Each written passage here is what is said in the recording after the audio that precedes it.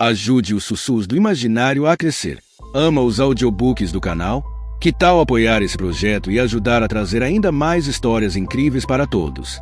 Contribua com qualquer valor via Pix. Escaneie o QR Code na tela e faça parte dessa jornada literária. Seu apoio nos ajuda a produzir mais e melhor. Cada contribuição mantém viva a magia das histórias e fortalece essa comunidade de apaixonados por literatura. Muito obrigado pelo seu apoio. Bem-vindo aos Sussurros do Imaginário. Nosso canal é totalmente dedicado a audiobooks, proporcionando uma experiência imersiva para todos os amantes de boas histórias. Aqui, você pode relaxar e deixar sua imaginação fluir enquanto escuta os melhores títulos literários. Dica especial: para uma experiência ainda mais completa, recomendamos que você acompanhe o audiobook com o livro físico ou o e-book. Dessa forma, você poderá desfrutar tanto da narrativa quanto do texto original, unindo os dois mundos. Pedimos desculpas especialmente aos deficientes visuais por quaisquer falhas que possam ocorrer nos audiobooks, como trechos em outras línguas, pequenos erros de narração ou tradução. Isso acontece porque utilizamos narração sintética para manter a produção dos áudios. Queremos ouvir você. Sugira nos comentários livros que gostaria de ver aqui no canal. Não se esqueça de curtir, comentar e se inscrever para ficar por dentro de todas as novidades. Obrigado por estar conosco e bons sussurros.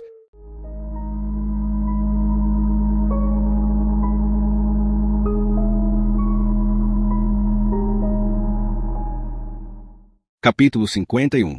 Quando Micael para de falar e o chiado dos alto-falantes cessa, a sala de reunião cai em silêncio. Carlos se levanta.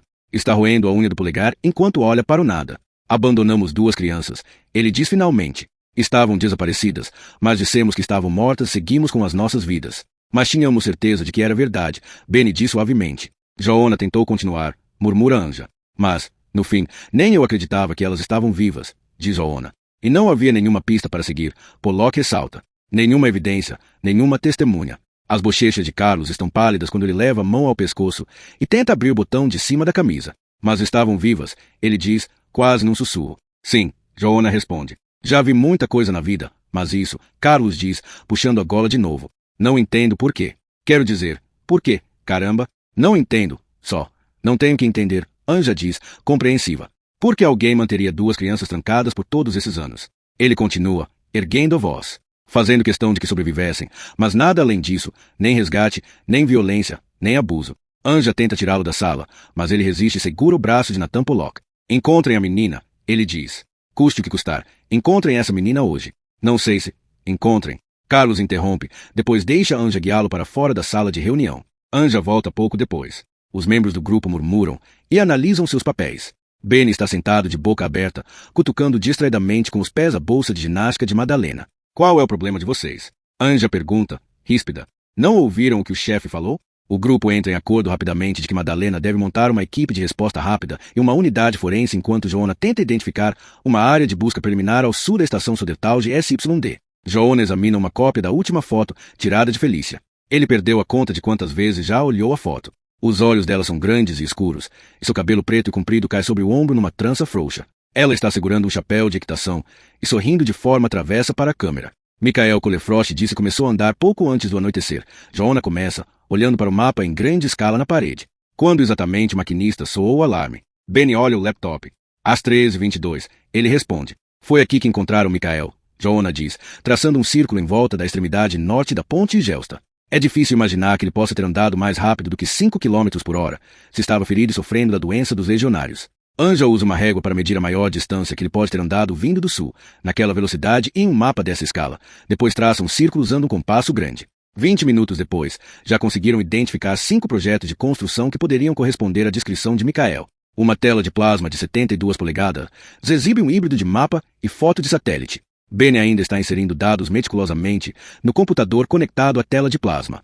Ao lado dele, Anja está sentada com 2 telefones, coletando informações suplementares, enquanto Nathan e Joana discutem os vários canteiros de obras. 5 círculos vermelhos no mapa marcam os projetos de construção em andamento dentro da área de busca preliminar. 3 são em zonas residenciais. Joana está na frente do mapa, os olhos seguindo a linha ferroviária. Ele aponta para um dos 2 círculos, na floresta perto de Alberget. É este aqui, ele diz. Benny clica no círculo e encontra as coordenadas, enquanto Anja lê uma breve descrição das obras. Estão construindo uma nova torre de servidores para o Facebook, mas as obras estão paralisadas há um mês por questões ambientais. Quer que eu pegue as plantas? Anja pergunta. Vamos partir imediatamente, Joanna diz.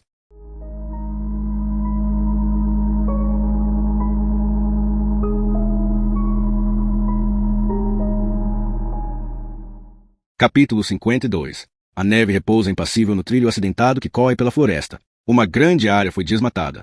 Canos e fios já estão prontos e ralos foram instalados.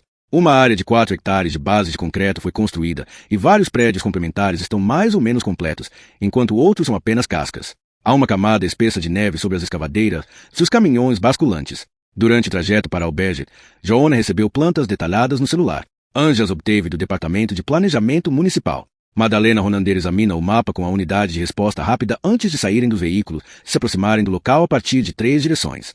Eles estão atravessando a borda da floresta em silêncio. Está escuro entre os troncos de árvores. Eles assumem suas posições rapidamente, aproximando-se com cautela enquanto observam a área descampada. Uma atmosfera estranha e sonolenta paira sobre o lugar. Uma escavadeira grande está estacionada na frente de um poço aberto. Marita Jacobson, uma experiente superintendente de polícia de meia-idade, corre e se agacha ao lado de uma pilha de pneus. Ela examina os prédios com cautela através dos binóculos antes de fazer sinal para o resto do grupo avançar. Joanna saca a pistola e segue com os outros em direção ao prédio baixo. A neve cai do telhado e flutua pelo ar. Todos estão usando coletes à prova de balas e capacetes, e 2 carregam fuzis de assalto Eclericó. Eles passam por uma parede inacabada e dirigem-se às fundações de concreto. Joanna aponta para uma folha protetora de plástico que bate ao vento. Está solta entre 2 hastes. O grupo segue Marita através de um depósito até uma porta cuja janela foi quebrada. Há manchas pretas de sangue no chão e na soleira da porta. Não há dúvida de que foi desse lugar que Michael escapou. O vidro se estilhaça sob suas botas.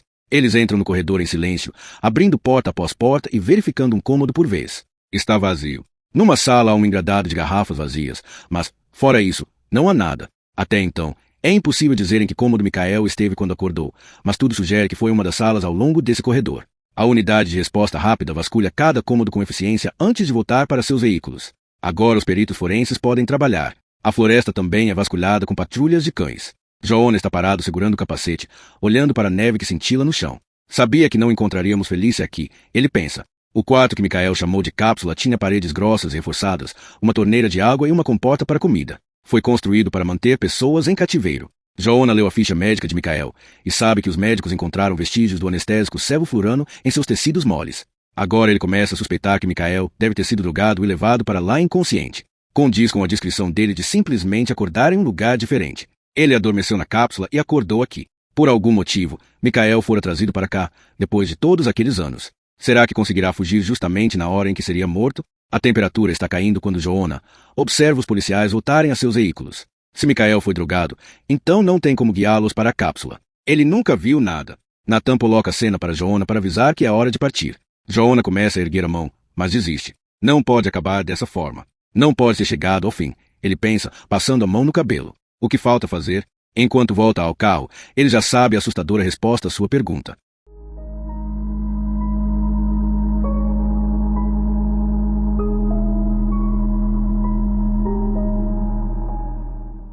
Capítulo 53. Joanna entra no estacionamento, pega um ticket, depois desce a rampa e estaciona. Ele se mantém sentado enquanto um homem do armazém de tapetes do andar de cima reúne carrinhos de compra. Quando não vê mais ninguém no estacionamento, Joanna sai do carro e vai a um furgão preto com os vidros fumê. Abre a porta lateral e entra. A porta se fecha em silêncio e Joanna diz oi abafado para Carlos Eliasson, chefe do departamento criminal, e o diretor da polícia de segurança, Werner Zanden. Felícia Kohler-Frost está sendo mantida num quarto escuro. Carlos começa. Esteve lá durante mais de 10 anos com o irmão mais velho. Agora está completamente sozinha. Vamos abandoná-la? Dá-la como morta e a deixar lá? Carlos, Werner diz com voz apaziguadora. Eu sei. Perdi todo o distanciamento. Ele sorri, erguendo as mãos como quem pede desculpa. Mas quero de verdade que façamos absolutamente todo o possível desta vez. Preciso de uma equipe maior, Joanna diz. Se puder ter 50 pessoas, podemos tentar retomar todas as linhas antigas, todos os casos de pessoas desaparecidas. Pode não levar a nada, mas é nossa única chance. Michael não chegou a ver o cúmplice em momento nenhum, e foi drogado antes de ser transferido. Não tem como nos dizer onde é a cápsula. Vamos continuar conversando com ele, mas não acho que ele saiba onde foi mantido nos últimos 13 anos. Mas, se Felícia está viva, provavelmente continua na cápsula. Werner diz com a voz grave. Sim, Joanna concorda. Como é que vamos encontrá-la? É impossível. Carlos diz. Ninguém sabe onde fica esse lugar. Ninguém além de Jurek Walter, Joanna diz. Que não pode ser interrogado, Werner contesta. Não, Joanna concorda. Porque é completamente psicótico e... Não, isso ele nunca foi, Joanna interrompe. Tudo o que sei é o que diz no relatório médico forense, Werner diz. Escreveram que ele era esquizofrênico, psicótico, propenso ao pensamento caótico e extremamente violento. Só porque é o que Jurek queria que o relatório dissesse, Joanna responde. Então você acha que ele é saudável? É o que quer dizer, que não há nada de errado com ele. Werner pergunta. Que porra é essa? Porque não foi interrogado. Então, há restrições rígidas. Ele deve ser mantido em isolamento total, Carlos diz. No veredito da Suprema Corte, deve haver um jeito de contornar os termos da sentença. Werner suspira, esticando as pernas compridas. Talvez, Carlos diz. E tenho pessoas muito talentosas que interrogaram suspeitos de terrorismo. Joanna é o melhor. Carlos interrompe. Não, não sou. Joanna responde. Foi você quem localizou e prendeu Jurek, e você deve ser a única pessoa com quem ele conversou antes do julgamento. Joanna balança a cabeça e olha para o estacionamento deserto pelos vidros fumê. Eu tentei, ele diz devagar, mas é impossível enganar Jurek. Ele não é como os outros. Não é infeliz. Não precisa de empatia. Não vai falar nada. Quer tentar? Werner pergunta. Não posso, diz Joanna. Por que não? Porque tenho medo, ele responde simplesmente. Carlos olha para ele. Sei que você não está falando sério, ele diz, apreensivo. Joanna se vira para encará-lo. Seus olhos são duros e cinzentos como ardósia molhada. É claro que não temos motivo para ter medo de um velho que já está preso, Werner diz, coçando a cabeça. Ele é que deveria ter medo da gente. Pelo amor de Deus, podemos entrar, jogar o cara no chão e matar o velho de susto. Sério, é só pegar pesado. Não vai funcionar, Joanna responde. Há métodos que sempre funcionam, Werner continua. Tenho um grupo secreto que esteve envolvido em Guantánamo. Obviamente, esta reunião nunca aconteceu, Carlos diz com pressa. É muito raro ter reuniões que aconteceram, Werner diz, depois se inclina para frente. Meu grupo sabe tudo sobre afogamento simulado e eletrochoques. Joanna balança a cabeça. Jurek não tem medo de dor. Então vamos desistir? Não, Joanna diz. Seu assento rende enquanto ele se recosta. O que você pensa que devemos fazer? Werner pergunta. Se entrarmos e conversarmos com Jurek, a única coisa de que podemos ter certeza é que ele vai mentir. Ele vai guiar a conversa e, quando descobrir o que queremos dele, vai começar a barganhar e vamos acabar dando a ele algo de que vamos nos arrepender. Carlos baixa os olhos e coça o joelho com irritação. O que nos resta então? Werner pergunta. Não sei nem se é possível, Joanna diz. Mas, se conseguir colocar um agente como paciente na mesma unidade psiquiátrica de segurança máxima, não quero mais escutar, Carlos interrompe. Para chamar a atenção de Jurek em primeiro lugar, teria de ser alguém completamente convincente, um agente com uma verdadeira raiva interior. Joanna continua. Meu Deus, Werner murmura. Um paciente, Carlos sussurra. Alguém que pudesse ser útil para ele. Alguém que ele pudesse explorar. Joanna continua. O que você está dizendo? Precisamos encontrar um agente que seja tão excepcional que deixe Jurek Walter curioso. Você tem uma pessoa em mente? Carlos pergunta. Só existe uma, Joanna diz.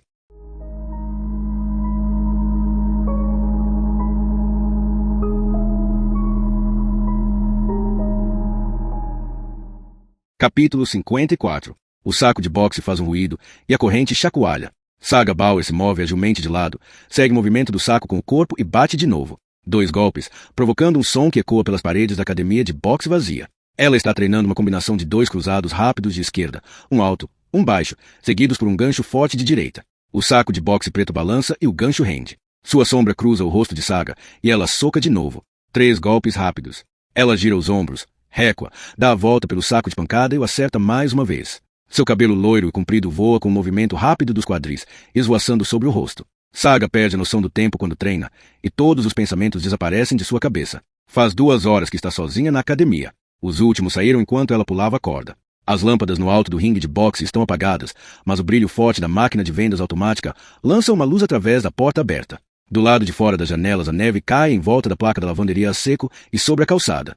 Pelo canto do olho, Saga vê um carro parar na rua na frente do clube de boxe, mas continua com a mesma combinação de golpes, tentando aumentar a potência deles. Gotas de suor pingam no chão perto de um saco de pancada menor, que foi tirado do cabo. Stefan entra. Tira a neve dos sapatos, depois fica parado em silêncio por um momento. Seu casaco está aberto, mostrando o terno claro e a camisa branca por baixo. Ela continua a dar socos enquanto vê tirar os sapatos e se aproximar. Os únicos sons são as pancadas no saco e o chacoalhar da corrente. Saga quer continuar treinando. Ainda não está pronta para perder a concentração. Ela baixa a cabeça e ataca o saco com uma série rápida de socos, embora Stefan esteja logo atrás dele. Mais forte, ele diz, mantendo o saco no lugar. Ela dá um cruzado de direita, tão forte que o faz dar um passo para trás. Ela não consegue conter o riso, mas, antes que ele recupere o equilíbrio, dá outro soco. Resiste um pouco pelo menos, ela diz, com um traço de impaciência na voz. Poxa, Saga, vamos logo. Ela dispara outra saraivada de socos, permitindo-se deixar levar por uma torrente de raiva. Essa raiva a faz se sentir fraca, mas é também o que a faz seguir lutando, muito depois de outros terem desistido. Os golpes fortes acualham a corrente do saco de pancadas. Ela diminui o ritmo, embora pudesse continuar por horas. Ofegante, dá 2 passos curtos para trás. O saco continua a balançar. Uma leve chuva de pó de concreto cai da argola no teto. Certo, agora estou feliz. Ela sorri, tirando as luvas de boxe com os dentes.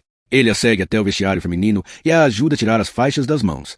Você se machucou, ele murmura. Não é nada, ela diz, olhando para a mão. Suas roupas de ginástica estão úmidas de suor. Seus mamilos aparecem pelo sutiã encharcado e seus músculos estão inchados pulsando com sangue. Saga Bauer é inspetora da Polícia de Segurança e já trabalhou com Joanna Lina em 2 casos de destaque. Ela não é apenas uma boxeadora de alto nível, como também uma excelente franco-atiradora, e foi especialmente treinada em técnicas avançadas de interrogatório. Tem 27 anos, olhos azuis como o céu de verão, usa fitas coloridas amarradas nas tranças do cabelo loiro comprido e é dona de uma beleza improvável. Quase todos que a veem são tomados por uma sensação estranha e inconsolável de desejo. O chuveiro quente embaça os espelhos. Saga fica imóvel com as pernas abertas e os braços pendendo nas laterais do corpo enquanto a água cai. Um grande hematoma se forma em uma de suas coxas e os nós dos dedos da mão direita estão sangrando. Ela ergue os olhos, tirando a água do rosto, e vê Stefan observando com intensidade. O que você está pensando? Saga pergunta. Que estava chovendo na primeira vez que transamos. Ele responde baixinho. Ela se lembra bem daquela tarde. Eles tinham ido a uma matinê no cinema e, quando saíram na rua, estava caindo um temporal. Mesmo correndo até a kitnet dele, eles ficaram encharcados. Stefan comentou como ela não teve vergonha quando se despiu e pendurou as roupas no aquecedor. Depois ficou ali, apertando teclas do piano dele. Ele disse que sabia que não deveria olhar, mas que ela iluminava o cômodo, uma princesa de um conto de fadas. Vem para o chuveiro, Saga diz. Não temos tempo. Já estamos atrasados para nossa reserva. Ela franze um pouco a testa. É isso que importa para você? Ela pergunta. Ele sorri, hesitante. Como assim? Quero saber o que importa para você. Stefan estende a toalha e diz. Agora não é o momento para isso.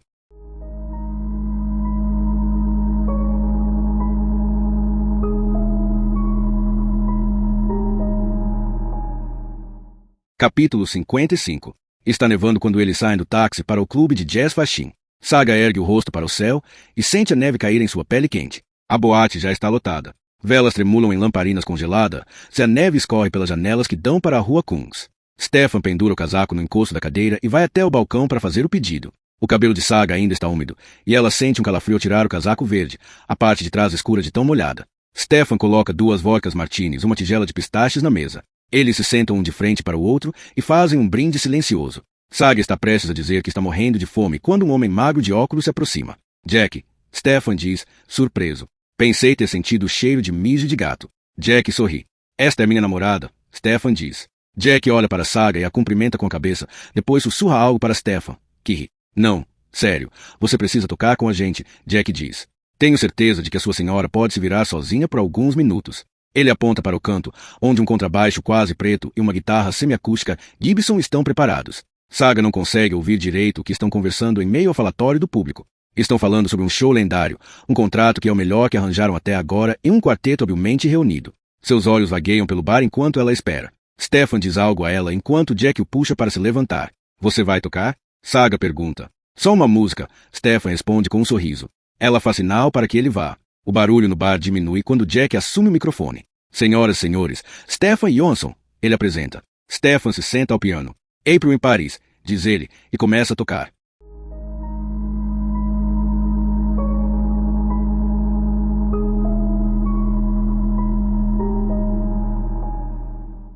Capítulo 56. Saga observa Stefan semicerrar os olhos. Sua pele se arrepia quando a música toma conta e parece encolher o salão.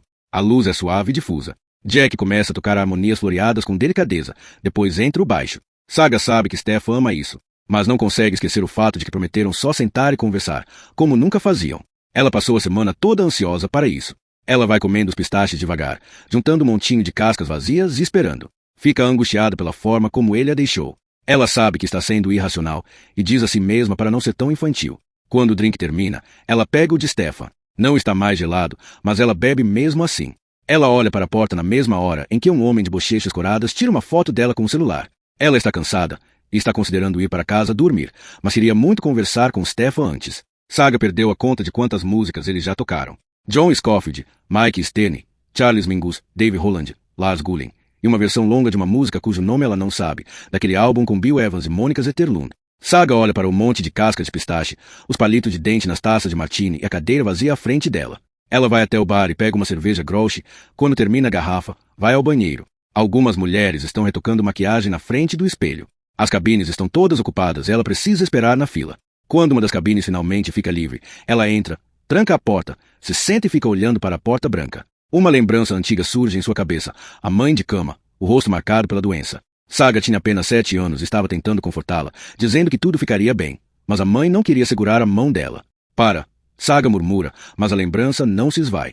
A mãe piorou, e Saga precisou encontrar o remédio dela, ajudá-la a tomar os comprimidos e segurar o copo d'água. Saga ficou sentada no chão ao lado da cama da mãe, olhando para ela, buscando um cobertor quando ela sentia frio, tentando ligar para o pai toda vez que a mãe pedia. Quando a mãe por fim pegou no sono, Saga se lembra de apagar o pequeno abajur, subir na cama e se envolver nos braços da mãe. Ela não costuma pensar nisso, consegue se distanciar da memória.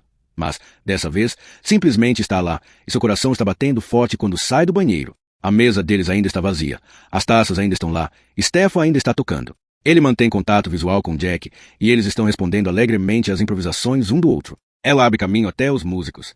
Stefan está no meio de um longo e sinuoso solo quando ela coloca a mão em seu ombro. Ele se assusta, olha para ela, depois balança a cabeça, irritado. Ela segura seu braço. Vamos, ela diz. Estou tocando, Stefan diz entre dentes. Mas nós combinamos, ela começa. Pelo amor de Deus, ele sussurra, ríspido. Saga dá um passo para trás e derruba um copo de cerveja de cima de um dos amplificadores. Ele cai e se estilhaça no chão, espirrando cerveja na roupa de Stefan. Ela fica imóvel, mas os olhos dele estão fixados nas teclas do piano. Ela espera um momento, depois volta para a mesa. Alguns homens sentaram nas cadeiras. Seu casaco verde está caído no chão. Ela o pega e sai com pressa para a neve lá fora.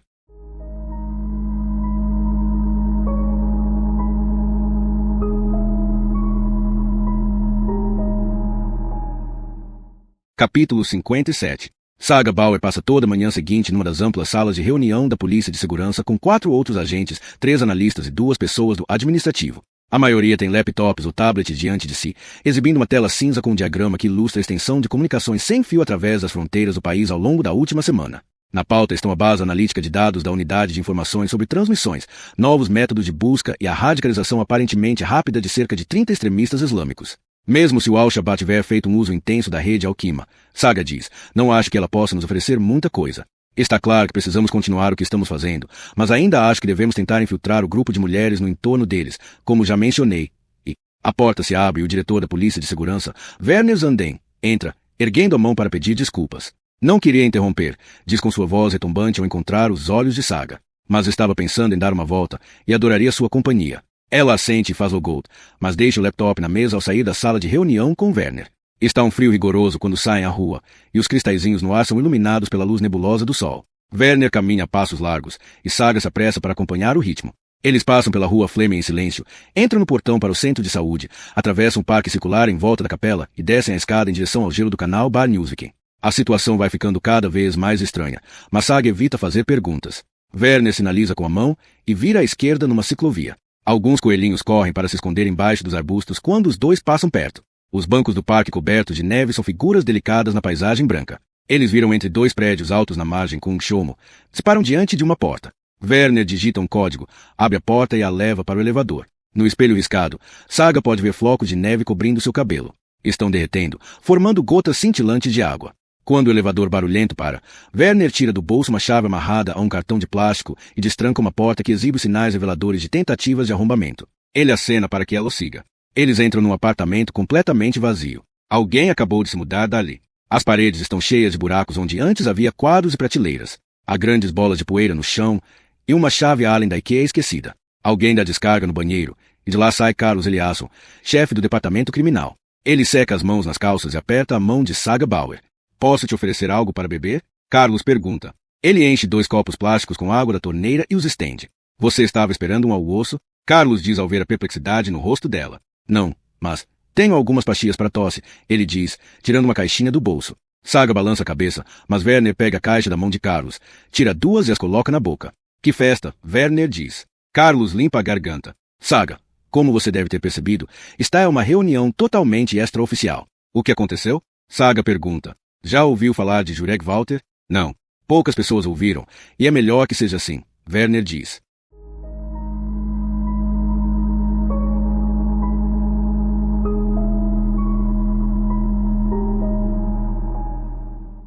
Capítulo 58. Um raio de sol cintila pela janela suja da cozinha, enquanto Carlos Eliasson entrega um dossiê a Saga Bauer. Ela abre a pasta e se vê encarando os olhos claros de Jurek Walter. Ergue a fotografia e começa a ler o relatório de 13 anos atrás. Seu rosto fica pálido, e ela se senta no chão com as costas no aquecedor, ainda lendo, olhando as fotos, espiando os relatórios post-mortem e lendo os detalhes da única sentença dele. Quando fecha a pasta, Carlos diz que Michael Kulefrost foi encontrado vagando sobre a ponte Gelsta depois de estar desaparecido por 13 anos. Werner pega o celular e toca a gravação do rapaz descrevendo seu cativeiro e sua fuga. Saga escuta a voz angustiada e, quando ouve falar sobre a irmã, suas bochechas ficam coradas. Ela olha para a fotografia na pasta. A menininha está em pé com a trança frouxa e o chapéu de equitação, sorrindo como se estivesse planejando uma travessura. Quando a voz de Michael silencia, ela se levanta e anda de um lado para o outro da cozinha vazia, depois para na frente da janela. Não temos mais com que trabalhar agora do que tínhamos 13 anos atrás, Werner diz. Não sabemos nada. Mas Jurek Walter sabe. Ele sabe onde Felícia está, e sabe quem é o cúmplice. Werner explica que é impossível arrancar a verdade de Jurek Walter num interrogatório convencional. Nem mesmo tortura funcionária. Carlos diz, recostando-se no peitoril da janela. Mas como assim? Porque não fazemos o que costumamos fazer. Então? Saga pergunta. É óbvio que o que precisamos fazer é simplesmente recrutar o maldito informante. Uma das enfermeiras, ou um psiquiatra que possa. Joona diz, desculpe interromper. Werner intervém. Mas Joona diz que talvez Jurek já tenha certa influência sobre a equipe médica. É isso que Jurek faz. É arriscado demais correr riscos, já que não sabemos a quem ele pode ter chegado. Então o que é que vamos fazer? Nossa única opção é infiltrar um agente treinado como paciente na mesma instituição. Ele responde. Por que ele falaria com o paciente? Saga pergunta, cética. Joona acha que precisamos de um agente que seja tão excepcional que Jurek Walter fique curioso a ponto de querer saber mais. Curioso como? Curioso sobre o paciente como pessoa, e não apenas porque representa a possibilidade de escapar. Carlos responde. Joona me mencionou? Ela pergunta, séria. Você é nossa primeira opção, Werner diz com firmeza. Quem é a segunda? Não temos, Carlos responde. Como isso seria organizado, em termos puramente práticos? Ela pergunta. A máquina burocrática já está em funcionamento, Werner diz. Uma decisão leva a outra. E, se você aceitar a missão, é só subir na prancha. Tentador, ela murmura. Vamos providenciar para que você seja sentenciada ao Hospital Psiquiátrico de Segurança Máxima no Tribunal de Recurso, se transferida imediatamente para o Hospital Karsuden. Werner vai até a torneira e volta a encher o copo plástico. Encontramos algo que pode nos ser vantajoso, uma formulação no alvará do Conselho do Condado, o que foi concedido quando a unidade psiquiátrica do Hospital Lovestronska foi criada. Ela afirma muito claramente que a ala é projetada para oferecer tratamento a 3 pacientes. Carlos acrescenta. Mas, nos últimos 13 anos, só tiveram um paciente, Jurek Walter. Werner bebe, depois amassa o copo e o joga na pia. Os administradores do hospital sempre tentaram rechaçar outros pacientes. Carlos continua. Mas sabem perfeitamente que precisam aceitar mais e receberem uma solicitação direta. Que é exatamente o que vai acontecer. O Comitê de Serviço Penitenciário convocou uma reunião extraordinária em que será tomada a decisão de transferir um paciente da Unidade Psiquiátrica de Segurança Máxima de Sáter para Lovestronska e outro do Hospital Karsuden. Em outras palavras, você seria paciente do Karsuden. Carlos explica. Então, se eu aceitar, serei admitida como uma paciente perigosa? Ela pergunta. Sim. Vão me dar uma ficha criminal? Uma decisão da Administração Judiciária Nacional deve ser suficiente, Werner responde. Mas precisamos criar toda uma identidade, com sentenças de tribunal e avaliações psiquiátricas.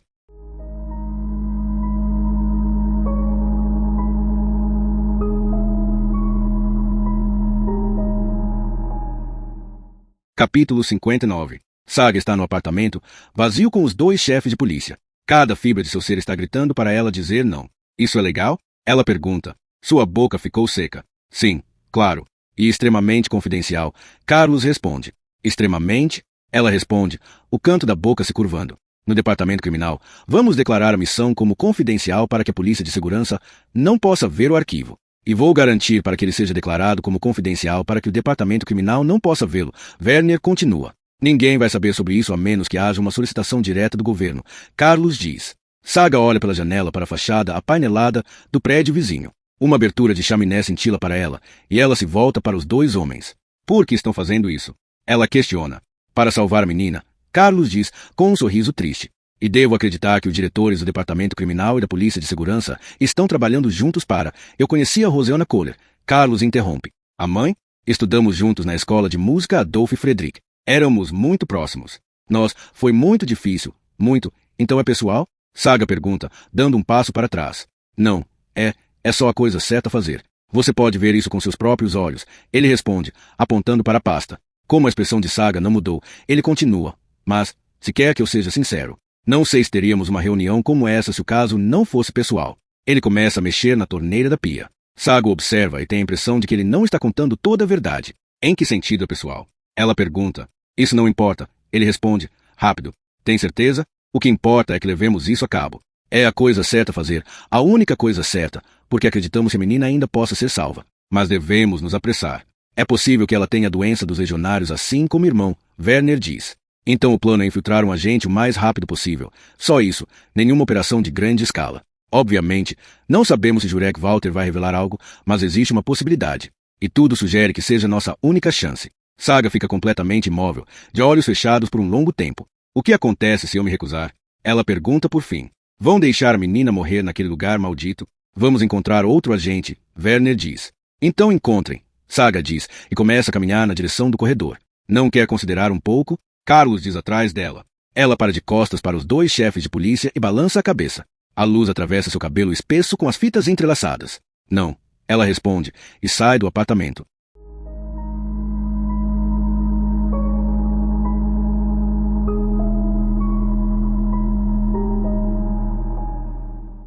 Capítulo 60. Saga pega o metrô para Slussen, depois caminha pelo curto trajeto até a kitnet de Stefan na rua St-Paul's. Ela tinha telefonado algumas vezes, mas ele não atenderá. Ela se sente aliviada por ter recusado a difícil missão de se infiltrar no Lovenstronska e se envolver no caso Jurek Walter. Ela sobe a escada e destranca a porta com a chave que Stefan lhe deu. Consegue ouvir o som do piano. Entra, vê Stefan sentado ao piano, e para. Ele está com a camisa azul desabotoada. Tem uma garrafa de cerveja perto, e o cômodo cheira a fumaça de cigarro. Desculpa por deixar você ontem, ela diz depois de uma pausa breve. Ele continua tocando, baixo, radiante. A gente pode conversar? Ela tenta de novo. O rosto de Stefan está voltado para o outro lado, mas ela não tem problemas em escutar o que ele diz.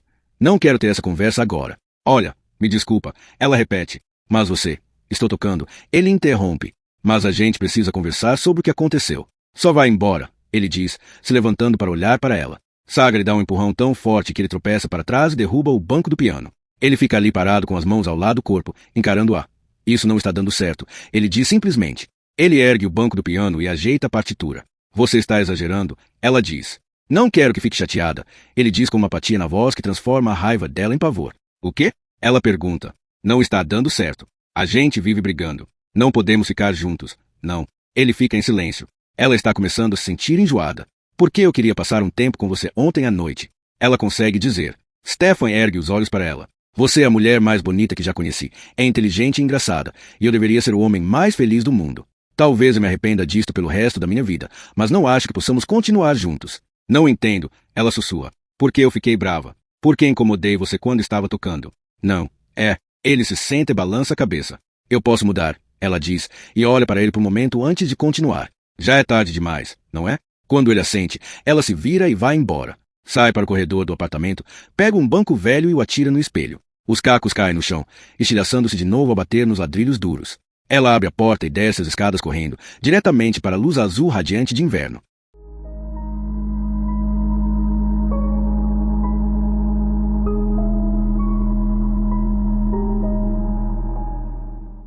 Capítulo 61. Saga corre pelo pavimento, entre os prédios e os bancos de neve que cobrem a estrada. Inspira o ar gelado tão fundo que seus pulmões doem. Atravessa a rua, corre pela Praça Maria, depois para do outro lado da Rua Orns. Junta um pouco de neve do capô de um carro e a pressiona contra os olhos quentes e ardidos, depois corre o resto do caminho para casa. Suas mãos estão tremendo quando destranca a porta.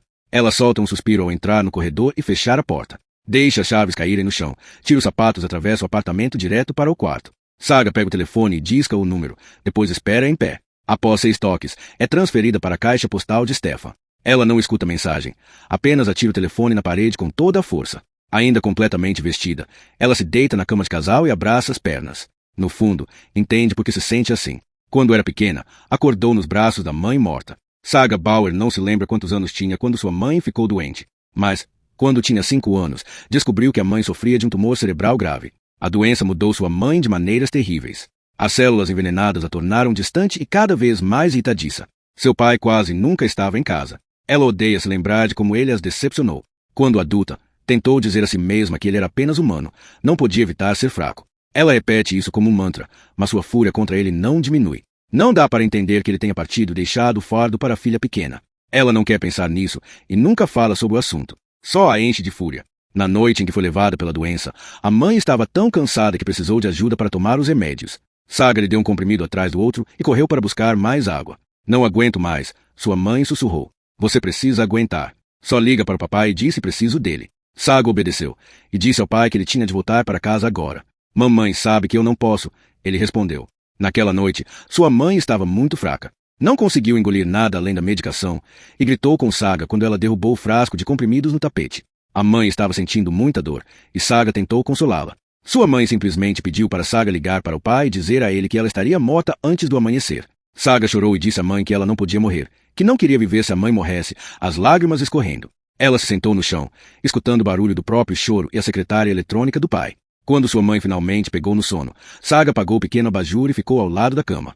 Os lábios da mãe estavam brilhando e ela respirava com dificuldade. Saga se deitou em seu abraço quente e adormeceu, exausta. Dormiu ao lado da mãe até acordar cedo na manhã seguinte, paralisada. Saga sai da cama, tira o casaco e o deixa cair no chão. Pega uma tesoura da cozinha e se observa no espelho do banheiro. Não enxerga a princesa de contos de fada que todos dizem que ela parece. Talvez eu seja a única pessoa capaz de salvar Felícia, ela pensa, olhando com firmeza para o próprio reflexo.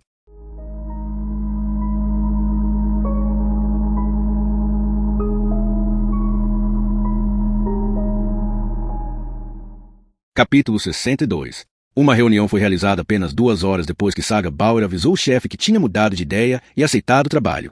Agora, Carlos Eliasson, Werner Zanden, Nathan Pollock e Joana Lina estão esperando num apartamento no último andar do número 71 da Rua Tanto, com vista para o arco multicolorido da ponte ferroviária. O apartamento é decorado em estilo moderno, com móveis brancos e iluminação embutida. Na grande mesa de jantar na sala estão pratos de sanduíche de um restaurante da vizinhança. Sou responsável por Saga. Quero levar pelo menos mais um agente para a ala, disfarçado como funcionário, um que fique na sala de controle e se mantenha de olho em todos os movimentos, Werner diz. Jurek vai saber, Joana diz. Nunca o subestime. Ele vai saber, e vai ver a conexão com uma paciente nova. Vou correr o risco, Werner interrompe. Então Saga e Felícia vão morrer. Carlos está prestes a dizer algo quando Saga entra. Werner olha para ela, parecendo quase assustado, e Nathan Pollock se afunda a mesa com uma cara triste. Saga raspou o cabelo comprido. Tem vários arranhões na escápula. Sua linda cabeça pálida e graciosa, com suas orelhas pequenas e seu longo pescoço fino. Seus olhos estão inchados de tanto chorar. Joana Lina vai até ela e a abraça. Ela o aperta com força por um tempo, encostando o rosto em seu peito e ouvindo a batida do seu coração. Não precisa fazer isso, ele diz encostado à cabeça dela. Quero salvar a menina, ela responde baixo. Ela o abraça por mais alguns segundos, depois entra na cozinha. Você conhece todos aqui, Werner diz, puxando uma cadeira para ela. Sim. Saga cumprimenta com a cabeça. Ela joga seu casaco verde escuro no chão e se senta. Está usando as roupas de sempre, uma calça jeans preta e um moletom de zíper da academia de boxe. Se estiver mesmo preparada para se infiltrar na mesma unidade que Jurek Walter, precisamos agir logo. Carlos diz, sem conseguir esconder seu entusiasmo. Revisei seu contrato conosco e tem algumas coisas que podem ser melhoradas. Werner acrescenta rapidamente. Ótimo, ela murmura. Podemos ter espaço para aumentar seu salário? Estou pouco me lixando para isso agora. Ela interrompe. Você está ciente de que há certos riscos associados a esta missão? Carlos pergunta. Eu quero fazer isso, ela diz com firmeza.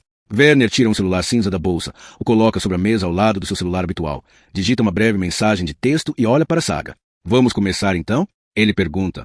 Quando ela assente, ele envia a mensagem, que emite um barulhinho baixo. Temos algumas horas para preparar você para o que vai enfrentar, Joana diz. Vamos começar, ela diz calmamente. Os homens pegam pastas, abrem laptops, espalham seus papéis. A mesa está coberta por grandes mapas da área em volta do Hospital Lovenstronska, os ralos e uma planta detalhada da unidade psiquiátrica. Saga sente um calafrio percorrer seus braços quando vê como as preparações são extensas. Você vai receber uma sentença do Tribunal do Distrito de Uppsala e vai ser enviada para a ala feminina da prisão Kronober amanhã de manhã. Werner explica. À tarde, será levada ao Hospital Karsuden, nos arredores de Katrine Hall. Isso vai demorar cerca de 1 hora. A essa altura, o Comitê do Serviço Penitenciário estará avaliando a proposta para transferi-la para Lovenstronska. Comecei a esboçar um diagnóstico em que você vai precisar dar uma olhada, Nathan Pollock diz, abrindo um sorriso hesitante para Saga. Você vai receber um histórico médico com registro psiquiátrico juvenil, tratamentos de emergência, diagnósticos e todo tipo de medicação, chegando até hoje. Entendi, ela diz. Tem alguma alergia ou doenças que não saibamos? Não. Nenhum problema no fígado ou no coração? Não, Saga responde.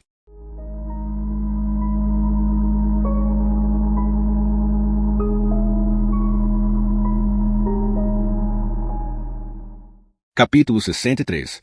Na estante de madeira clara do apartamento emprestado, há um porta-retrato de uma família na piscina. O nariz do pai está vermelho de sol, e as duas crianças estão rindo enquanto seguram crocodilos infláveis. Temos muito pouco tempo, Nathan Pollock diz. A pior das hipóteses é que Felícia já tenha sido abandonada, Joanna diz, sem conseguir esconder o nervosismo na voz. Como assim? Saga pergunta. Uma possível explicação para Michael ter conseguido escapar é que o cúmplice de Jurek esteja doente ou pode ter morrido ou simplesmente ido embora. Carlos intervém.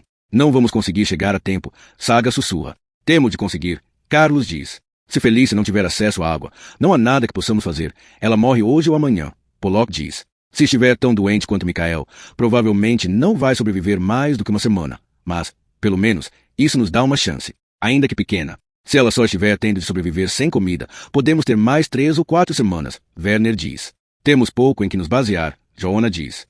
Não sabemos se o cúmplice está continuando como se nada tivesse acontecido ou se enterrou Felícia viva. Só sabemos que ela ainda estava lá quando Michael escapou. Não aguento isso, Carlos diz, se levantando. Minha vontade é de chorar quando penso. Não temos tempo para lágrimas agora, Werner interrompe. Só estou dizendo que, eu sei, sinto a mesma coisa, Werner diz, levantando a voz. Mas daqui a 1 hora o comitê do serviço penitenciário vai realizar uma reunião extraordinária para tomar a decisão oficial de transferir os pacientes para a unidade de segurança máxima do Lovestronska. Então, não sei nem o que eu deveria fazer, Saga diz. Até lá, precisamos ter definido sua identidade nova, Werner continua. Precisamos ter seu histórico médico completo e o relatório de psicologia forense. O julgamento do Tribunal Distrital terá de ser acrescentado à base de dados da Administração Judiciária Nacional. E precisamos organizar sua transferência temporária para Karsuden. É melhor seguirmos em frente, Pollock diz. Mas Saga quer saber qual é a missão, Joanna diz. É só que é difícil para mim. Quero dizer, como posso ter uma opinião sobre o que vocês estão discutindo se nem sei o que esperam de mim? Saga diz. Ainda dá para cancelar a operação, diz Werner. Não, não é isso.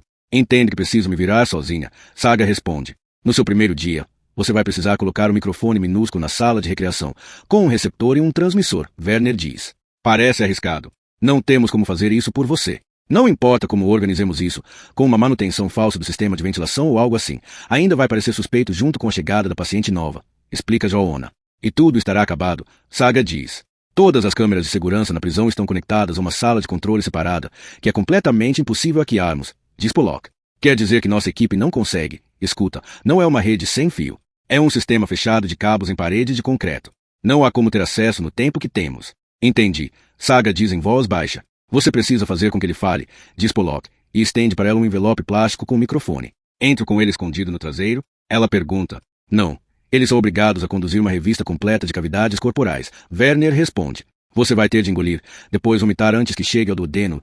Se necessário, engolir de novo, Pollock explica. Nunca mantenha dentro do corpo por mais de 4 horas, Werner diz.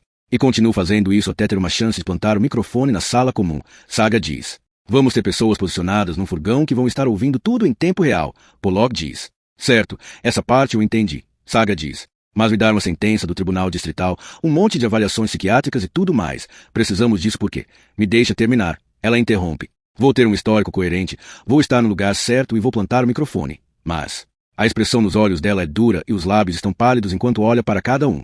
Mas por que é que Jurek Walter me contaria alguma coisa?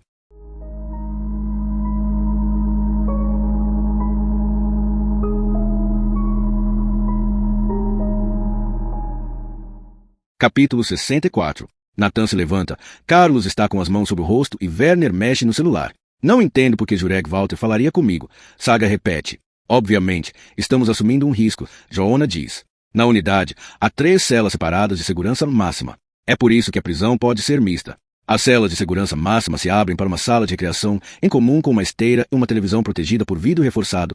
Werner explica. Jurek está mantido em isolamento há 13 anos, então não sei o quanto a sala de recreação foi usada. Nathan Pollock estende a planta da unidade de segurança máxima e aponta para a cela de Jurek e a sala de recreação perto dela. Se tivermos muito azar, a equipe pode não permitir que os pacientes vejam um ao outro, assim não haveria nada que pudéssemos fazer. Carlos admite.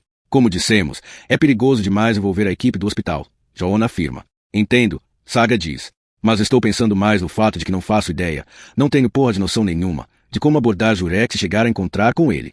Você vai pedir para ver um representante da corte administrativa e exigir uma nova avaliação de risco, Carlos diz. Por quê? Jurek está à procura de uma forma de sair do isolamento, Joanna responde. Ele é cercado por restrições, Pollock diz. Então vai acompanhar você de perto e provavelmente vai fazer perguntas, já que a sua visita vai ser uma espécie de janela para o mundo. O que devo esperar dele? O que ele quer? Saga pergunta. Ele quer escapar. Joanna responde com firmeza. Escapar? Carlos repete, incrédulo, batendo o dedo numa pilha de relatórios. Ele não fez nenhuma tentativa de fuga em todo o tempo em que ficou. Ele não vai tentar se sabe que não tem chance de conseguir. Joanna diz. E você acha que nessas circunstâncias ele pode dizer algo que leve vocês à cápsula? Saga pergunta, sem tentar esconder seu ceticismo. Sabemos agora que Jurek tem um cúmplice, o que significa que ao menos ele tem a capacidade de confiar em outras pessoas, Joanna diz. Então ele não é paranoico, Pollock acrescenta. Saga sorri. Isso torna tudo mais fácil. Nenhum de nós acha que Jurek vai simplesmente confessar, Joanna diz. Mas, se você conseguir convencê-lo a falar, mais cedo ou mais tarde ele pode dizer algo que nos leve mais perto de Felícia. Você já conversou com ele, Saga diz a Joanna. Sim, ele falou comigo porque tinha esperança de que eu mudasse meu depoimento, mas nunca chegou perto de nada pessoal. Então por que chegaria comigo? Porque você é excepcional, Joanna responde, olhando nos olhos dela.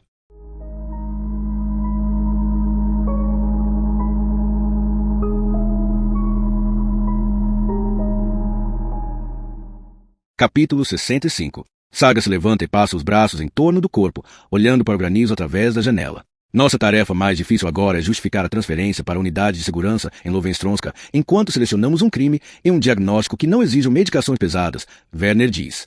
Toda missão vai por água abaixo se puserem você numa camisa de força ou lhe derem eletrochoque, Pollock diz, sem rodeios. Merda, ela sussurra, e volta o rosto para eles de novo. Jurek é um homem inteligente, Joanna diz. Não é fácil manipulá-lo, e vai ser muito perigoso mentir para ele. Mas ele não tem desejos homicidas. Não mata por prazer. Precisamos criar uma identidade perfeita, Werner diz, os olhos fixos em Saga. Andei pensando nisso, e acho que faz sentido te dar um transtorno de personalidade esquizofrênica, Pollock diz, olhando para ela com os olhos pretos estreitados. Vai ser suficiente? Carlos pergunta. Se incluirmos ataques psicóticos recorrentes com acessos de raiva, certo. Saga assente, mas suas bochechas começam a ficar vermelhas.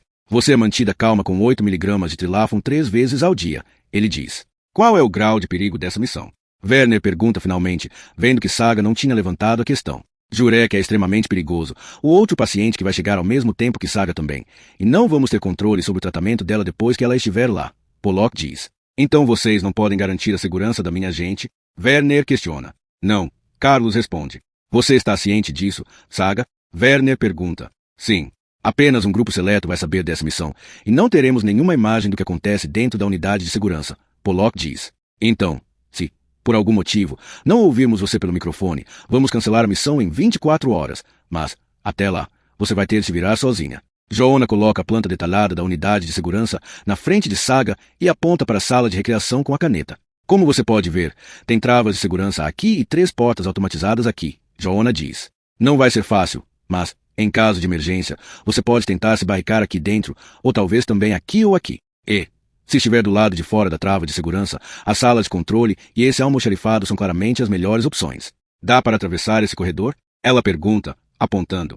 Sim, mas não por aqui, ele diz, riscando as portas que não podem ser arrombadas sem cartões e códigos. Se tranque do lado de dentro e espere ajuda. Carlos começa a folhear os papéis em cima da mesa. Mas, se algo der errado mais para frente, quero te mostrar. Espera um minuto. Joanna interrompe. Você decorou a planta? Sim, Saga responde. Carlos tira o mapa grande da área ao redor do hospital. Se a situação exigir, vamos enviar veículos de emergência a partir daqui, ele diz, indicando a estrada atrás do hospital. Vamos parar aqui, perto do pátio grande de exercício. Mas, se você não conseguir chegar lá, suba para dentro da floresta até chegar neste ponto. Certo, ela diz. As unidades de resposta provavelmente vão estar aqui no sistema de esgoto, dependendo da natureza do alarme. Se você não for desmascarada, podemos tirar você e tudo volta ao normal, Werner diz. Nada vai ter acontecido. Vamos mudar os registros da administração judiciária nacional de volta a como eram antes. Você não vai ter nenhuma sentença criminal e nunca vai ter recebido tratamento em lugar nenhum. Um silêncio recaiu sobre a sala. De repente se tornou claro que a chance de sucesso é mínima. Quanto de vocês acham que minha missão realmente vai ser bem sucedida? Saga pergunta baixinho. Carlos assente com hesitação e murmura qualquer coisa. Joanna só balança a cabeça. Talvez, Pollock diz. Mas vai ser difícil e perigoso. Dê o melhor de si, Werner diz, colocando a mão no ombro dela por um momento.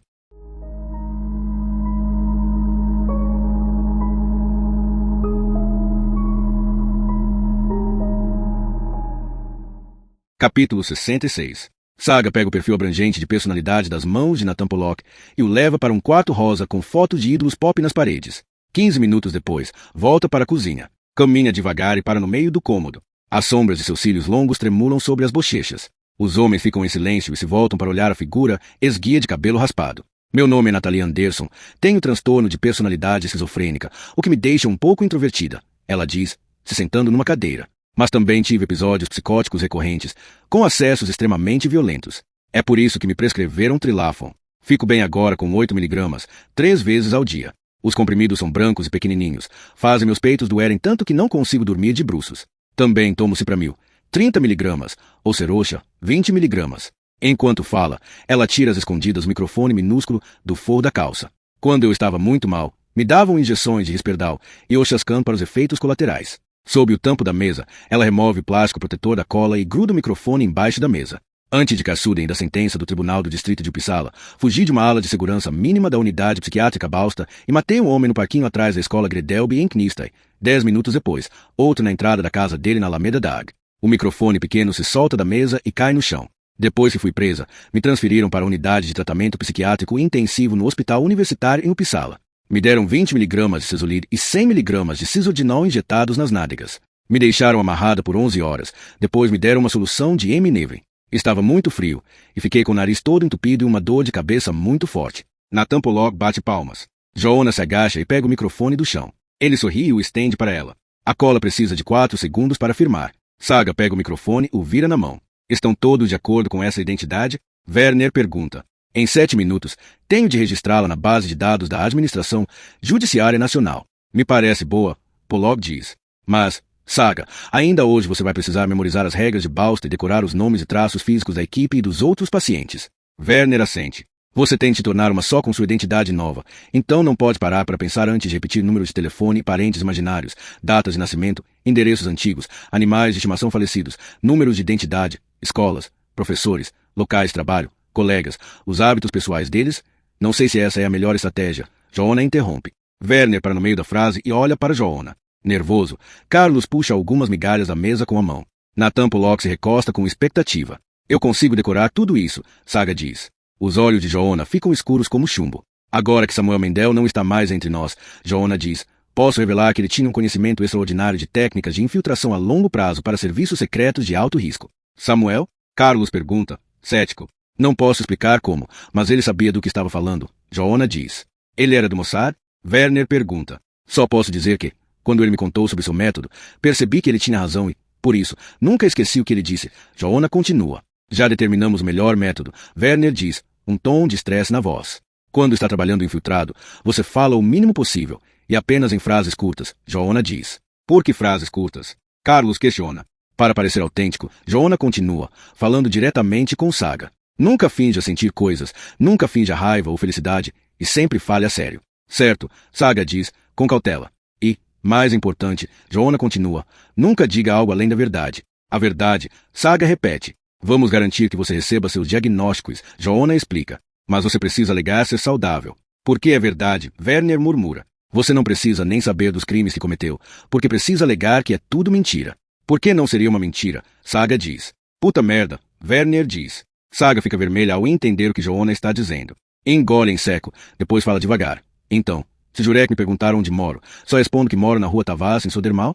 Assim, você vai se lembrar da sua resposta se ele perguntar mais de uma vez. E, se perguntar do meu ex-namorado, conto a verdade, é o único jeito de você parecer sincera e se lembrar do que disse. E se ele perguntar do meu trabalho? Ela diz, rindo. Digo que sou inspetora da Polícia de Segurança, numa unidade psiquiátrica de segurança máxima, até que poderia dar certo. Joanna sorri. Mas, caso ele pergunte algo que você realmente não queira revelar, sempre pode ignorar. Seria uma reação perfeitamente sincera. Você não quer responder. Werner sorri enquanto coça a cabeça. A atmosfera na sala se desanuvia de repente. Estou começando a acreditar nisso, Pollock diz para Saga. Vamos dar suas avaliações psicológicas, seu registro criminal, mas você só vai responder as perguntas com honestidade. Saga se levanta da mesa e sua expressão está serena quando diz. Meu nome é Saga Bauer. Sou perfeitamente saudável e completamente inocente.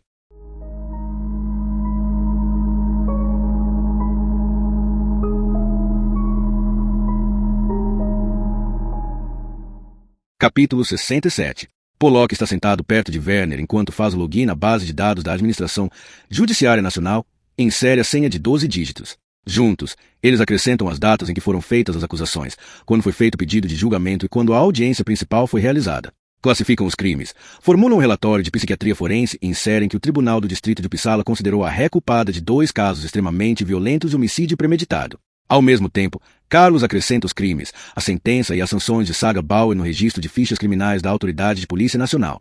Werner passa para a base de dados do Instituto Nacional de Medicina Forense e envia uma cópia do relatório de psiquiatria forense.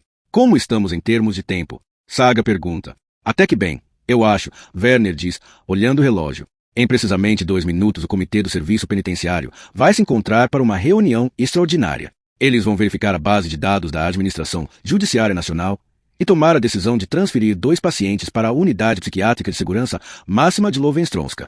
Vocês não explicaram porque precisa ter 2 pacientes novos, Saga comenta. Para que você fique menos exposta, Pollock responde. Imaginamos que Jurek ficaria desconfiado se uma paciente nova aparecesse do nada depois de tantos anos. Carlos explica. Mas, se antes aparecer um paciente da Unidade de Segurança Máxima de Sater, um dia ou 2 depois, outra de Karsuden, se tivermos sorte, você não vai chamar tanta atenção. Você está sendo transferida porque é perigosa e tem chance de fugir, e o outro paciente solicitou a transferência. Pollock diz. Agora é hora de deixar Saga partir. Werner diz. Amanhã à noite, você vai dormir no Hospital Karsuden. Pollock diz. Vai ter de dizer à sua família que está numa missão secreta no exterior. Werner começa. Vai precisar de alguém para cuidar das suas contas, animais de estimação, plantas. Vou dar um jeito. Ela interrompe. Joanna pega o casaco dela no chão onde ela o largou e o estende. Você se lembra das regras? Ele pergunta baixinho. Falar pouco, em frases curtas, falar a sério e me limitar à verdade. Tenho mais uma, Joanna diz. Talvez varie de pessoa para pessoa, mas Samuel dizia que você deve evitar falar dos seus pais. Ela dá de ombros. Tudo bem. Não sei porque ele achava que essa era tão importante. Acho que seria sensato escutar os conselhos de Samuel. Werner concorda. Sim, acho que sim. Carlos coloca 2 sanduíches num saco e os entrega para Saga. Devo lembrar você que, lá dentro, você vai ser só uma paciente, nada além disso. Não terá acesso a informações ou direitos de policial. Ele diz, com seriedade. Saga o encara. Eu sei. É importante que entenda isso, Werner diz. Vou para casa descansar um pouco, Saga diz, e caminha para o corredor. Quando se senta num banquinho, amarrando o cadarço das botas, Joanna se aproxima. Ele se agacha ao lado dela. Logo vai ser tarde demais para mudar de ideia. Ele sussurra. Eu quero fazer isso, Joanna. Ela sorri, olhando nos olhos dele. Eu sei, Joanna diz. Vai ficar tudo bem, desde que não se esqueça de que Jurek é perigoso. Ele afeta as pessoas, muda o que elas são, arranca suas almas como, não vou deixar Jurek me atingir, ela diz. Ela se levanta e começa a fechar o casaco. Ele é como, já sou crescidinha. Ela interrompe. Eu sei. Joanna segura a porta aberta para ela e a acompanha para o patamar. Ele hesita, e ela se encosta na parede. O que você queria dizer? Ela pergunta com a voz branda. Alguns segundos de silêncio. O elevador espera no andar. Uma viatura de polícia passa em alta velocidade lá fora, as sirenes altas. Jurek vai fazer de tudo para fugir. Joanna diz com a voz sombria. Você não pode deixar isso acontecer. Você é como uma irmã para mim. Saga, mas seria melhor você morrer a deixar que ele escape.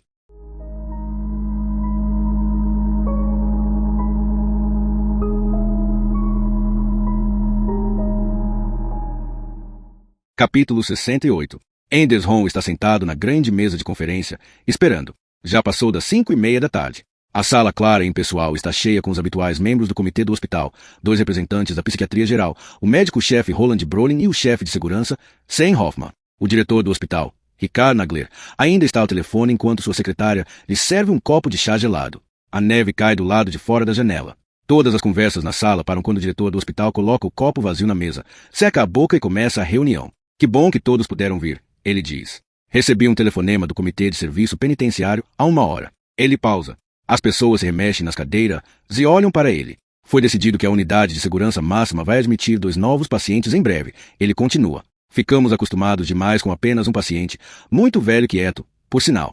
Porque ele está ganhando tempo, Roland diz, com gravidade. Convoquei esta reunião para ouvir suas ideias sobre o que isso significa em termos de segurança e de nossos procedimentos atuais. O diretor continua, ignorando o comentário de Roland. Que tipo de pacientes vão mandar? Enders pergunta. Naturalmente, os 2 são de alto risco, o diretor responde. Um está na Unidade de Segurança Máxima do Sater e a outra, na Unidade Psiquiátrica de Karsuden depois. Não vai funcionar, Roland diz.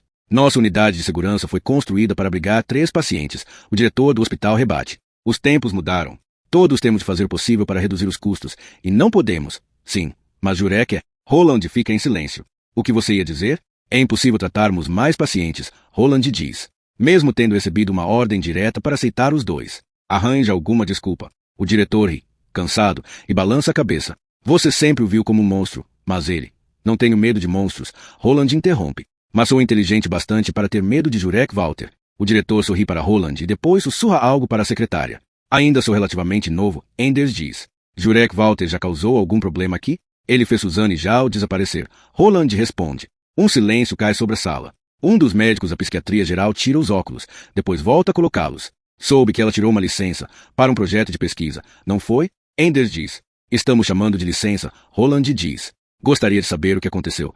Enders diz, um nervosismo vago crescendo dentro dele. Suzanne levou uma carta de Jurek Walter às escondidas, mas se arrependeu depois. Roland explica. Ligou para mim e me contou tudo. Estava completamente, sei lá, estava chorando e jurando que tinha botado fogo na carta. Estava com medo e ficava dizendo que não queria voltar a ver Jurek de novo. Ela tirou uma licença, o diretor do hospital diz categórico. Algumas pessoas riem, enquanto outras parecem perturbadas. Sam Hoffman projeta na tela branca uma imagem da unidade de segurança máxima. Em termos de segurança, não temos problemas em tratar mais pacientes, ele diz. Mas vamos precisar de um nível maior de alerta para começar. Não podemos permitir que Jurek Walter interaja com outras pessoas. Roland insiste. Bom, vamos ter de permitir. Vocês só vão precisar garantir que a segurança não seja comprometida. O diretor diz, olhando para os outros. Não vai dar certo. E quero nas atas que estou abdicando da responsabilidade pela unidade de segurança máxima. Ela vai ter de recair sob a proteção da psiquiatria geral, ou se tornar uma parte separada. Você não acha que está exagerando? É exatamente isso que Jurek Walter está esperando há todos esses anos. Roland diz, a voz esbaforida de agitação. Ele se levanta e sai da sala, sem dizer mais uma palavra. Tenho certeza de que dou conta de 3 pacientes, sejam quais forem os diagnósticos, Enders oferece, recostando-se na cadeira. Os outros se voltam surpresos para ele. O diretor do hospital coloca a caneta na mesa. Não entendo qual é o problema. Enders continua, olhando para a porta pela qual Roland desapareceu. Elabore, o diretor diz, assentindo. É só uma questão de medicação, Enders diz. Não podemos simplesmente mantê-los sedados. Hoffman ri. É claro que podemos, se for absolutamente necessário. Enders diz com um sorriso infantil. Pegue o caso do St. Siegfried, por exemplo. Estávamos tão restringidos que não conseguimos resolver muitos dos incidentes. O diretor do hospital observa atentamente. Enders arqueia as sobrancelhas e encolhe os ombros. Sabemos que medicações pesadas podem ser desagradáveis para o paciente, ele diz. Mas se eu fosse responsável pela unidade de segurança máxima, preferiria não correr nenhum risco.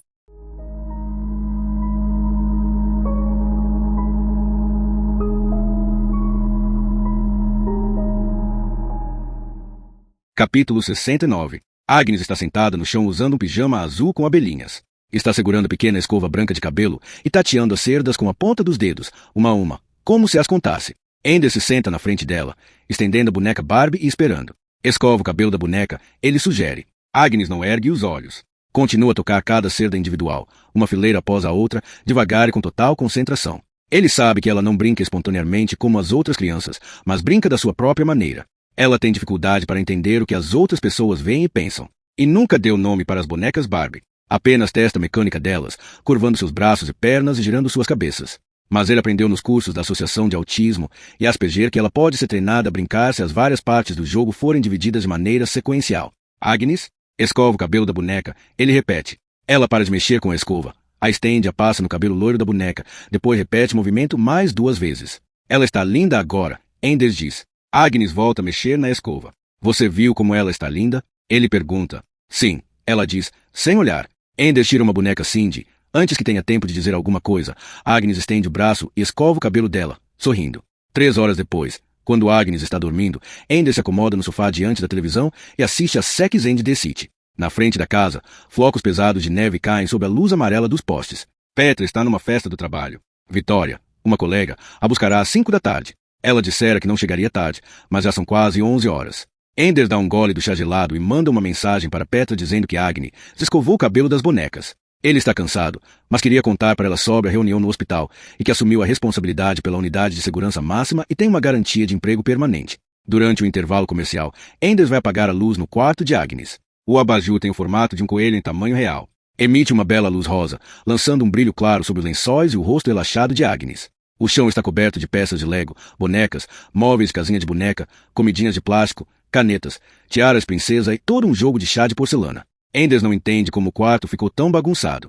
Tem de ir arrastando os pés para não pesar em nada. Os brinquedos fazem um leve ruído ao deslizarem pelo piso de madeira. Quando ele chega ao interruptor, tem a impressão de ver uma faca no chão ao lado da cama. A grande casa da Barbie está na frente, mas ele consegue distinguir um brilho de aço através da porta em miniatura. Ender se aproxima na ponta dos pés e se agacha. Seu coração começa a bater mais forte quando vê que a faca é idêntica à que encontrou na cela de segurança máxima.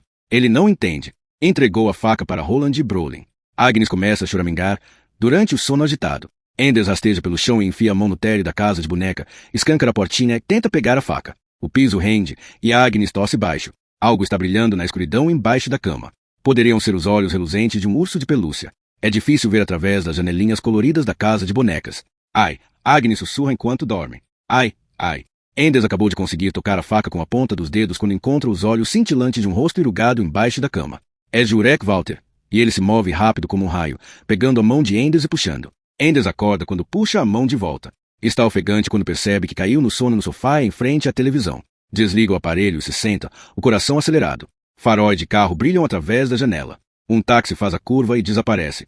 Então a porta da frente se abre suavemente. É Petra. Ele a ouve ir ao banheiro e fazer xixi. Ele se aproxima devagar, na direção da luz do banheiro que ilumina o corredor.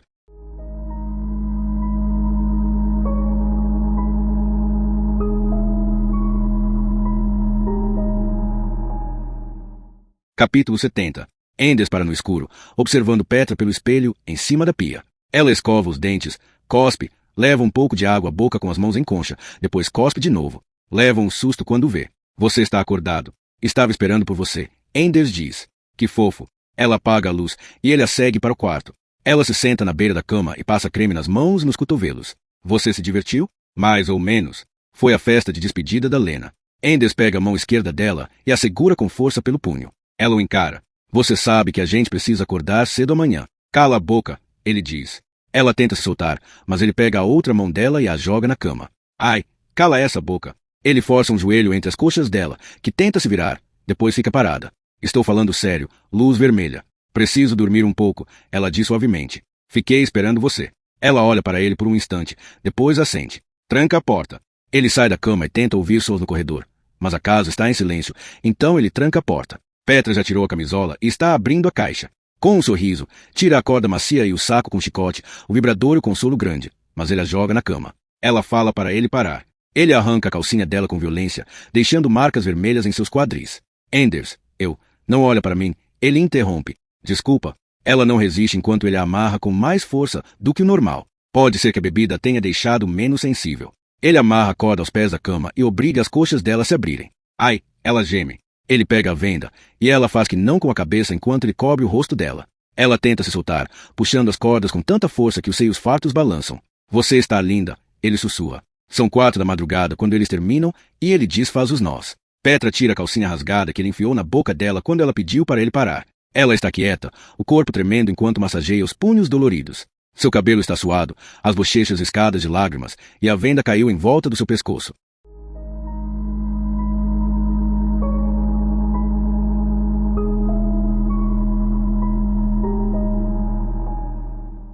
Capítulo 71. Saga desiste de dormir às 5 da manhã. 90 minutos para partir. Ela sente o corpo pesado quando veste a calça de corrida e sai do apartamento. Faz jogging por alguns quarteirões, depois acelera o passo em direção à rua Soder Malastrand. Não tem trânsito a essa hora da madrugada. Ela corre pelas ruas silenciosas. A neve recém-caída é tão leve que ela mal a sente sob os pés. Ela sabe que ainda pode mudar de ideia, mas aquele é o dia em que vai abrir mão da sua liberdade. O distrito de Sodermal está adormecido. O céu é preto sobre a luz dos postes. Saga pensa sobre o fato de que não recebeu um codinome, que está sendo admitida com seu próprio nome e não precisa se lembrar de nada além dos medicamentos antigos e atuais. Injeções intramusculares de Risperdal, ela repete em silêncio. Oxascan para os efeitos colaterais. Cesolid e Eminevrin. Pollock tinha explicado que não importava qual fosse o diagnóstico. Você ainda vai ter de saber exatamente que medicações vai tomar, ele disse. É uma questão de vida ou morte. A medicação é o que ajuda você a sobreviver. Um ônibus vazio entra no terminal deserto, mas bem iluminado das balsas para a Finlândia. Trilafon, 8 mg, 3 vezes ao dia. Ela sussurra enquanto corre. Cipramil, 30 mg. Serosha, 20 mg. Logo antes de chegar ao Museu da Fotografia, Saga vira na escada íngreme que sai do ancoradouro Stadsgardsleden. Chega ao último degrau e olha para Estocolmo enquanto repassa as regras de Joona mais uma vez. Preciso me resguardar, falar pouco e apenas em frases curtas. Falar a sério e dizer apenas a verdade. Isso é tudo, ela pensa. Ela tenta dar um sprint no trecho final, ao longo da rua Tavasta até seu prédio. Saga sobe a escada correndo, deixa os sapatos no capacho do corredor e vai direto tomar um banho. É estranho conseguir se secar tão rápido depois do banho, sem todo aquele cabelo comprido. Basta esfregar a toalha na cabeça. Ela pega a lingerie mais básica que tem, um top branco e uma calcinha que só usa quando está menstruada. Uma calça jeans, uma camiseta preta e um moletom desbotado. De repente sente um frio na barriga. São quase 6h20. Vão pegá-la em 11 minutos. Ela coloca o relógio de pulso de volta na mesa de cabeceira, perto do copo d'água. Aonde ela vai, o tempo não existe. Primeiro ela vai à prisão Cronober, mas só vai ficar lá por algumas horas antes de ser transferida para Catherine Hall. Depois vai passar mais ou menos um dia no hospital Karsuden antes de a transferirem para a unidade psiquiátrica de segurança máxima do Lovenstronska. Ela caminha devagar pelo apartamento, apagando as luzes, puxando os fios das tomadas, antes de entrar no corredor e vestir o casaco verde. Não é uma missão tão difícil assim, ela repete a si mesma. Jurek Walter é um idoso. Deve estar fortemente medicado e não muito bem da cabeça. Ela sabe que ele é culpado de crimes terríveis, mas basta manter a calma, aguardar que ele aborde e esperar que diga algo que possa ser útil. Ou vai dar certo ou não. Já está na hora de ir. Saga apaga a luz do corredor e sai para a escada. Ela jogou fora todos os alimentos perecíveis da geladeira, mas não se deu ao trabalho de pedir para alguém cuidar do apartamento, regar as flores ou pegar a correspondência.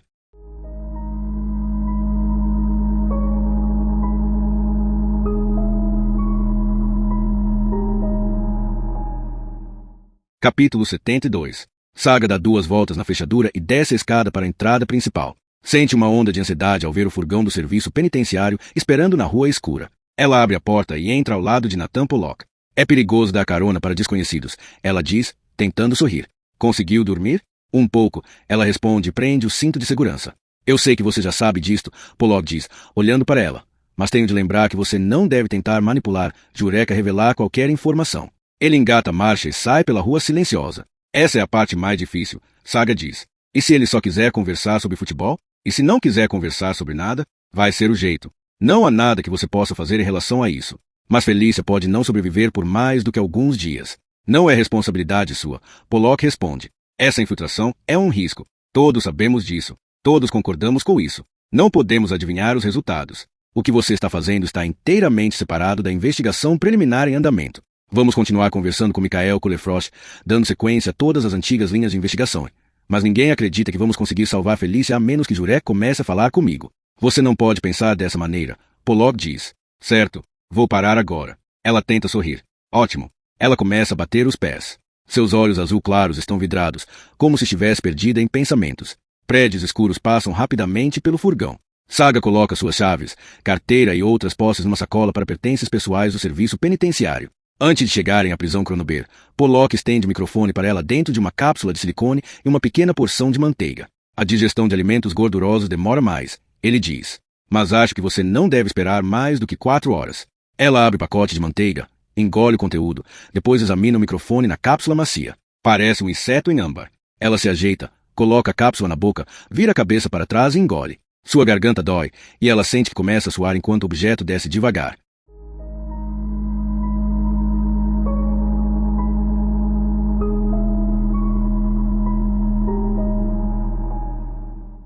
Capítulo 73. A manhã ainda está escura como se fosse meia-noite, e todas as luzes estão acesas na ala feminina da prisão Cronober. Saga dá 2 passos à frente e para quando ordenam. Ela tenta se isolar do mundo em volta dela e não olhar para ninguém. Os aquecedores estão vibrando. Nathan Pollock coloca sua bolsa de pertences pessoais sobre o balcão e entrega os documentos de Saga. Ele pega um recibo por escrito e depois vai embora. De agora em diante, ela está sozinha. Aconteça o que acontecer. Os portões automáticos zumbem, depois ficam em silêncio. Ninguém olha para ela, mas ela não deixa de notar como a atmosfera fica tensa quando as guardas percebem que ela tem a mais alta classificação de segurança. Deve ser mantida em isolamento rigoroso até sua transferência. Saga mantém os olhos fixos no piso de vinil amarelo, sem responder a qualquer pergunta. Ela é apalpada antes de ser levada por um corredor para a revista de corpo inteiro. 2 mulheres corpulentas estão discutindo uma nova série de televisão quando a guiam por uma porta sem janelas. A sala parece um pequeno consultório de exame médico, com uma maca estreita coberta por um rolo de papel e armários trancados cobrindo uma das paredes. Tire todas as roupas, uma das mulheres diz com a voz inexpressiva enquanto coloca um par de luvas de látex. Saga obedece e deixa as roupas caírem em um montinho no chão. Quando fica nua, para sob a luz fluorescente com os braços pendendo nas laterais. Seu corpo é esguio como o de uma menina, definido e atlético. Aguarda de luvas para no meio da frase e encara Saga. Certo, uma delas suspira depois de alguns segundos. O quê? Vamos logo fazer o que temos de fazer. Com cuidado, começam a examinar Saga, apontando uma lanterna para a boca, o nariz e as orelhas. Elas vão ticando os itens de uma lista, depois a instruem a se deitar na maca. Deita de lado e puxa um joelho para cima o máximo que conseguir, diz a mulher de luvas. Saga obedece, sem pressa, e a mulher se move entre a maca e a parede atrás das costas dela. Ela tem um calafrio e sente a pele se arrepiar. O papel seco roça em sua bochecha quando vira a cabeça. Ela fecha os olhos com força enquanto o lubrificante é tirado de um frasco. Você vai sentir um geladinho agora, a mulher diz, enfiando 2 dedos o mais fundo possível dentro da vagina de Saga. Não dói, mas é extremamente desconfortável. Saga tenta manter a respiração normal, mas não consegue conter um grito sufocado quando a mulher enfia um dedo em seu ânus. O exame acaba em segundos, e a mulher tira as luvas rapidamente e as joga fora. Entrega um papel para Saga se limpar e explica que ela vai receber roupas novas enquanto estiver ali. Usando um traje verde largo e um par de tênis brancos, ela é levada para a cela na ala 8h04. Antes de fecharem e trancarem a porta, perguntam com simpatia se ela quer um sanduíche de queijo e uma xícara de café. Saga faz que não com a cabeça. Depois que as mulheres vão embora, ela fica parada na cela por um momento. É difícil saber que horas são, mas, antes que seja tarde demais, ela vai até a pia. Enche as mãos de água, toma um pouco e enfia os dedos na garganta. Ela tosse e o estômago se contrai. Depois de alguns espasmos duros e dolorosos, o microfone volta a subir. Seus olhos lacrimejam enquanto ela lava a cápsula e enxágua o rosto. Ela fica deitada no colchão e espera, escondendo o microfone na mão. O corredor lá fora está em silêncio. Saga consegue sentir o cheiro do vaso sanitário e do ralo no chão enquanto olha fixamente para o teto e lê as mensagens e os nomes gravados nas paredes ao longo dos anos. Retângulos de luz do sol se moveram à esquerda, na direção do piso, e Saga escuta passos do lado de fora. Ela enfia a cápsula na boca, se levanta e engole enquanto a fechadura vira e a porta se abre. Está na hora de ir para o Hospital Karsuden. A guarda de uniforme assina sua saída, junto com a de seus pertences e documentos de transferência. Saga permite que algemem suas mãos e seus calcanhares.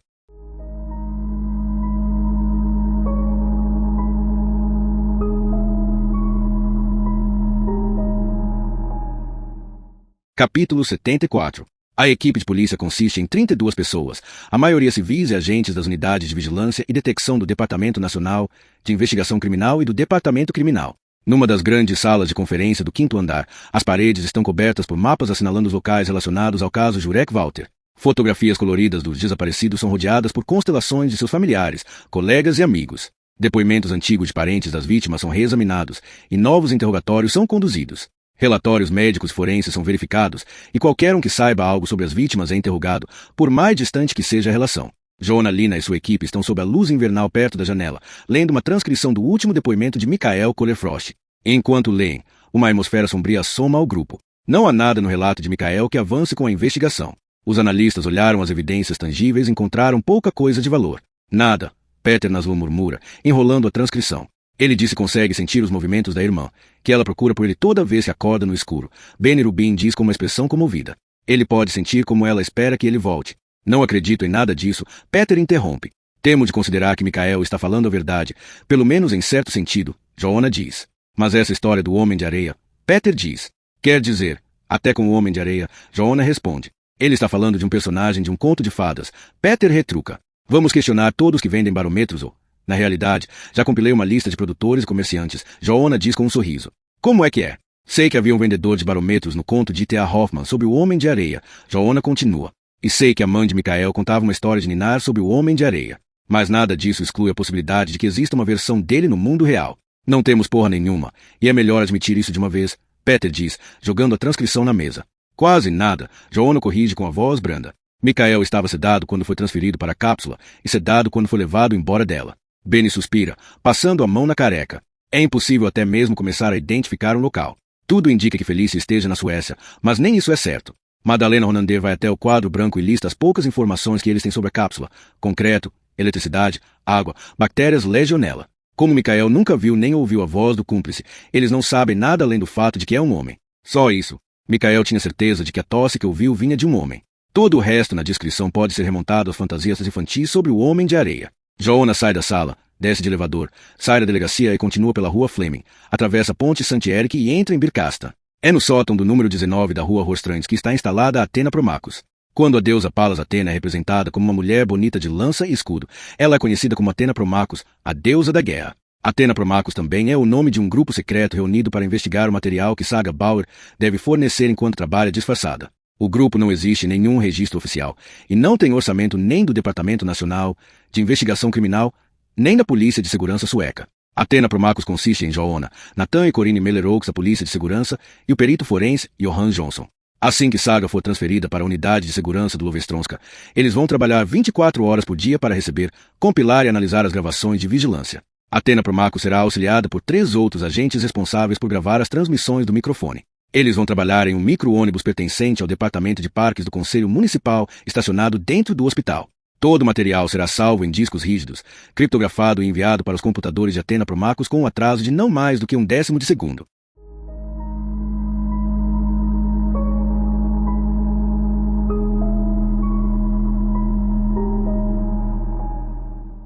Capítulo 75. Ender verifica a hora de novo. O novo paciente da unidade de segurança máxima da prisão Sater está a caminho de sua unidade de isolamento. O transporte do serviço penitenciário ligou para avisar a Enders que o homem é agitado e agressivo. Deram a ele 10 miligramas de Cesolid no caminho, e Enders já preparou uma seringa com mais 10.